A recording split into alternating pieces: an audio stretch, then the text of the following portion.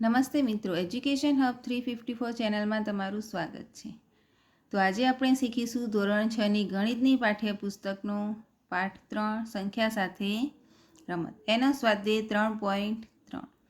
એનો પ્રશ્ન 2 કે વિભાજ્યતાની ચાવીનો ઉપયોગ કરીને નીચેનામાંથી કઈ સંખ્યા 4 અને 8 વડે વિભાજ્ય છે તે નક્કી કરો. તો પહેલું છે 4ની વિભાજ્યતાની ચાવી. તો કે આપેલ સંખ્યાના છેલ્લા 2 અંકો જો 4 વડે વિભાજ્ય હોવા જોઈએ. ત્યારબાદ છે 8ની વિભાજ્યતાની ચાવી કે 4 અથવા વધુ અંકો ધરાવતી સંખ્યા 8 વડે વિભાજ્ય છે તથા રકમના છેલ્લા 3 અંકો 8 વડે વિભાજ્ય હોવા જોઈએ. તો ચાલુ કરીએ આપણે. પહેલો પ્રશ્ન દાખલો જોઈએ કે 572. તો 572ની 4ની ચાવી વડે આપણે ચેક કરીએ કે છેલ્લા 2 અંકો એટલે કે 72 ભાગ્યા 4 તો 18 જવાબ મળે છે. તો એ 4 વડે વિભાજ્ય છે. 8 વડે ચેક કરીએ તો કે 4 અંકથી ઓછા છે. 572 એ 4 અંકથી ઓછા છે એટલે 8 વડે વિભાજ્ય થશે નહીં. બીજી રકમ જોઈએ 72, 63, 52.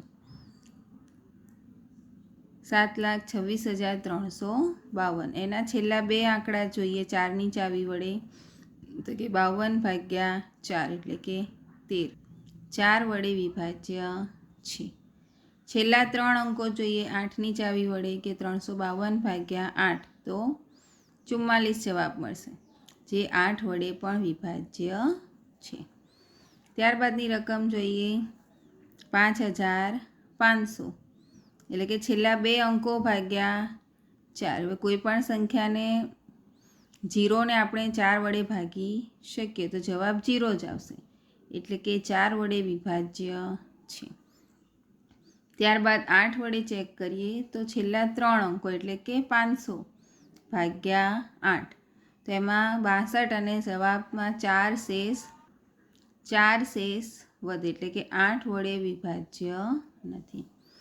ત્યારબાદની રકમ જોઈએ 6,000.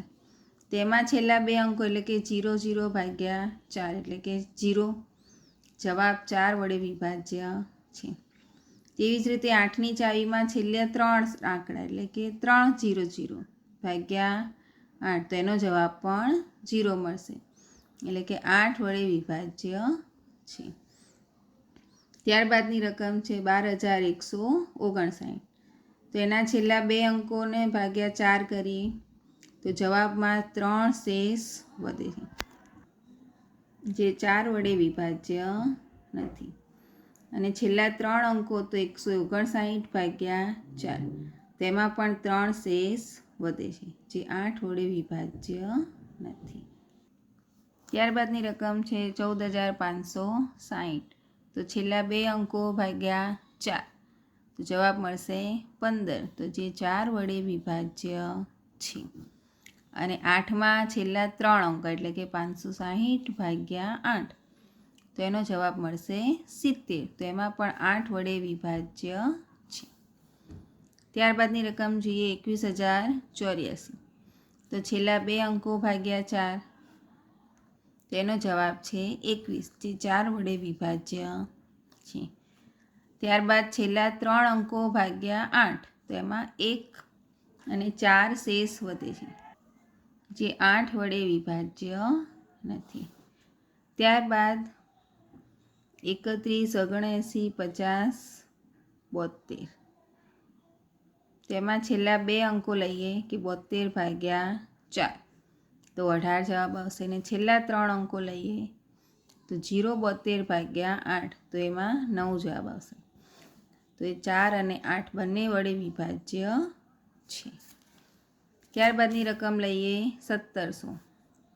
તો એમાં છેલ્લા 2 અંકો ભાગ્યા 4 તો 0 જવાબ આવશે એટલે કે 4 વડે વિભાજ્ય છે.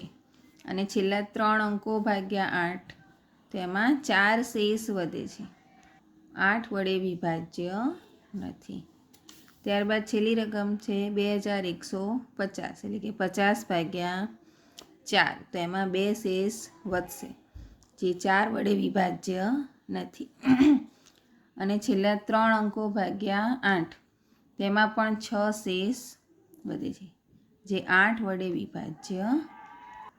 વિભાજ્ય નથી. પ્રશ્ન 3. વિભાજ્યતાની ચાવીનો ઉપયોગ કરીને નીચેનામાંથી કઈ સંખ્યા 6 વડે વિભાજ્ય છે તે નક્કી કરો. હવે પહેલાં આપણે 6ની વિભાજ્યતાની ચાવી યાદ કરી લઈએ કે જે સંખ્યા 2 અને 3 વડે વિભાજ્ય હોય તો તે 6 વડે પણ વિભાજ્ય છે. તો એના માટે આપણે 2ની અને 3ની વિભાજ્યતાની ચાવી યાદ કરવી પડશે.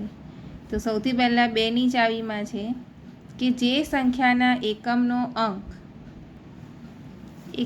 અંક 0, 2, 4, 6 કે 8 હોય તો તે 2 વડે વિભાજ્ય છે.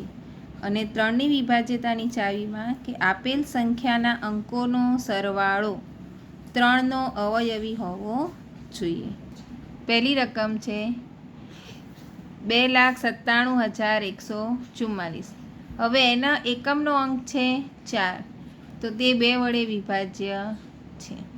હવે 3ની ચાવીમાં આપેલ તમામ અંકોનો સરવાળો કરવાનો છે કે 2 + 9 + 7 + 1 + 4 + 4. તો એ તમામ અંકોનો સરવાળો થાય છે 27, જે 3નો અવયવી છે. માટે આપેલ રકમ 3 વડે પણ વિભાજ્ય છે. જો 2 અને 3 વડે વિભાજ્ય હોય તો રકમ 6 વડે પણ વિભાજ્ય છે. બીજી રકમ સમજીએ 1258. એમાં 2ની ચાવી માટે એકમનો અંક 8 છે, માટે 2 વડે વિભાજ્ય છે. 3 માટે આપેલા તમામ અંકોનો સરવાળો, જેનો જવાબ આપણને મળે છે 16. તો 16 એ 3નો અવયવી નથી, માટે 3 વડે વિભાજ્ય પણ નથી. જો 2 વડે વિભાજ્ય છે પણ 3 વડે વિભાજ્ય નથી, તો એ 6 વડે પણ વિભાજ્ય નથી. ત્યારબાદ ત્રીજી રકમ છે 4,335. તેના એકમનો અંક 5 છે, માટે 2 વડે વિભાજ્ય નથી. અને 3ની વિભાજ્યતાની ચાવી માટે આપેલા તમામ અંકોનો સરવાળો, જેનો જવાબ મળે છે 15, જે 3નો અવયવી છે. માટે 3 વડે વિભાજ્ય છે, પણ 2 વડે વિભાજ્ય નથી, એટલે 6 વડે વિભાજ્ય નથી. ત્યારબાદની આગળની રકમ જોઈએ 61,233. તો એમાં એકમનો અંક 3 છે, માટે 2 વડે વિભાજ્ય નથી. પણ આપેલા તમામ અંકોનો સરવાળો, તો તેનો જવાબ આપણને મળે છે 15. તો 3નો અવયવી છે, તો 3 વડે વિભાજ્ય છે, પણ 6 વડે વિભાજ્ય નથી. ત્યારબાદની રકમ સમજીએ 9,01,352. તેમાં એકમનો અંક 2 છે, માટે 2 વડે વિભાજ્ય છે. અને આપેલા તમામ અંકોનો સરવાળો, તો એનો જવાબ આપણને મળે છે 20. પણ 20 એ 3નો અવયવી નથી, માટે 3 વડે વિભાજ્ય નથી. 3 વડે વિભાજ્ય નથી ને 2 વડે વિભાજ્ય છે, એટલે કે 6 વડે વિભાજ્ય નથી. ત્યારબાદ આગળની રકમ છે 4,38,750. તો એના એકમનો અંક 0, એટલે કે 2 વડે વિભાજ્ય છે. અને આપેલા તમામ અંકોનો સરવાળો, જેનો જવાબ મળે છે 27, એ જે 3નો અવયવી છે, માટે કે 3 વડે વિભાજ્ય છે. એટલે કે 2 વડે વિભાજ્ય છે અને 3 વડે વિભાજ્ય છે, એટલે 6 વડે વિભાજ્ય છે. ત્યારબાદની રકમ છે 17,90,184. 17,90,184. તેના એકમનો અંક છે 4, જે 2 વડે વિભાજ્ય છે. અને આપેલા તમામ અંકોનો સરવાળો, જેનો જવાબ મળે છે 30, જે 3નો અવયવી છે, એટલે કે 3 વડે વિભાજ્ય છે. જો બંને વડે વિભાજ્ય હોય તો 6 વડે પણ વિભાજ્ય છે. ત્યારબાદની રકમ છે 12,583. તો એનો એકમનો અંક છે 3, માટે 2 વડે વિભાજ્ય નથી. અને આપેલા તમામ અંકોનો સરવાળો 19, તો જે 3નો અવયવી નથી, માટે 3 વડે વિભાજ્ય નથી, એટલે કે 6 વડે પણ વિભાજ્ય નથી. ત્યારબાદની રકમ છે 6,39,210. તો એનો એકમનો અંક છે 0, જે 2 વડે વિભાજ્ય છે. અને 3 માટે આપેલા તમામ અંકોનો સરવાળો 21 મળે છે, જે 3નો અવયવી છે, એટલે કે 3 વડે વિભાજ્ય છે.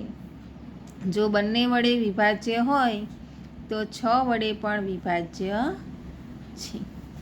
ત્યારબાદની રકમ છે છેલ્લી દાખલો કે 17,852. તો કે 2 એકમનો અંક 2 છે, જે 2 વડે વિભાજ્ય છે. અને આપેલા તમામ અંકોનો સરવાળો 23, પણ તે 3નો અવયવી નથી, એટલે કે 3 વડે વિભાજ્ય નથી, તો માટે 6 વડે પણ વિભાજ્ય નથી. તો આજે આપણે પ્રશ્ન 2 અને પ્રશ્ન 3 સમજ્યા. હવે આગળના વિડીયોમાં હું બાકીના પ્રશ્નો તમને સમજાવીશ. ત્યાં સુધી મારી ચેનલને લાઇક, શેર અને સબસ્ક્રાઈબ કરજો. Thank you.